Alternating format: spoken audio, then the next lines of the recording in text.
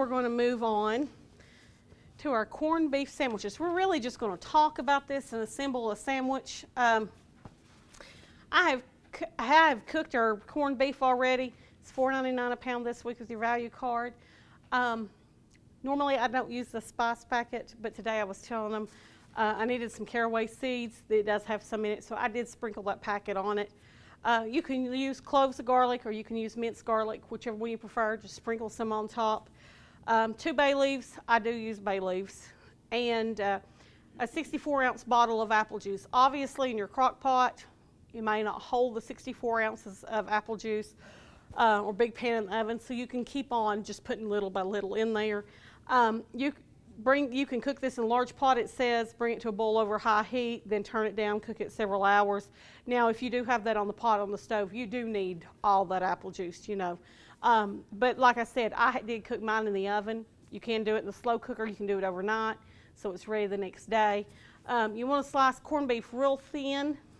The best way to slice it thin is to get it really cold, put it in the refrigerator, get it really cold, and then take it back out and slice it, then warm it back up. Let me show you what we've done. This is a real tender corned beef.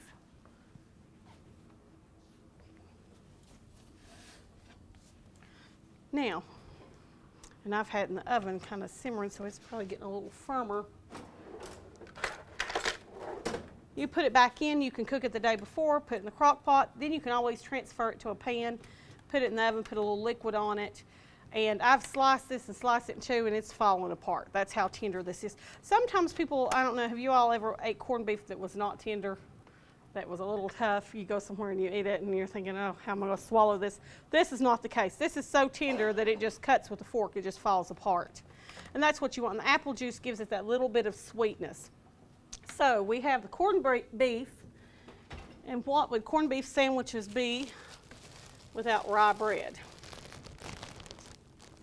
Let me grab a plate. Apologize. I need 2 things while I'm over here. All right. We have many kinds of rye bread. We have rye bread in our deli, but we probably have 6 or 8 kinds at least of rye bread down our bread aisle. How many of y'all knew that? Maybe you did. We have soft rye bread, Jewish rye bread, seedless rye bread. I got a New York style rye bread. I've never tried it, so we'll see what the difference is in it. All we do is then we take, gotta get it out of the refrigerator. And I'm going to double this amount so y'all don't look like she's messing up again. Of course, that does happen, so I do appreciate it does happen. Get out a bigger bowl. All right, we're going to take some mayonnaise and some Dijon mustard.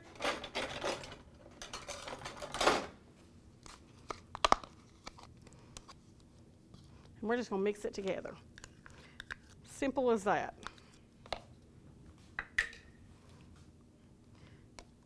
Because the Dijon mustard is always already kind of creamy. It's not as strong as regular mustard. Now, I did bring other mustard up here. Some people like really strong mustard with their corned beef. But it just mixes together very well, makes it just a little bit creamier. And that is a lot for corned beef. You know, you're going to be making quite a few sandwiches with this, but you can always put this back in the refrigerator, store it a couple of days. All right. Well, we're going to put a little bit on here. I'm going to use a knife, but I've got the spoon here, so we're just going to pile this on here. And you can make these ahead. If you've got company coming, you can go ahead and make some small sandwiches and kind of make it ahead for them. And pile this on here. Great sandwich. You know, this corned beef, you know, we have some good corned beef in our bakery deli, but homemade corned beef, you can't be beat. All right, put a little corned beef on there and some bread and butter pickles, and we are set. And I said that. You know how I always open everything before class? Well, I didn't that one.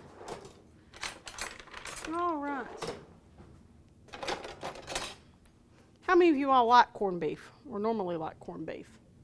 Just about all of us. You know, we had a class one year, and there was a lot of people that didn't like corned beef, but by the time they left, they really like that. But that is our corned beef sandwich. Let me get a knife and cut that. But you can do these in little quarter sandwiches also and serve them on a tray. And they're really pretty. That's a really pretty sandwich. And a good sandwich. You know, it's a lot healthier than some of the things we probably eat other times. All right. And if you notice that we do set corned beef as a brisket. It is a cured brisket. It's what makes it different. Sometimes people will say, well, corned beef is not healthy. That spice packet is where your sodium lies. So if you're really watching your sodium, toss the spice packet.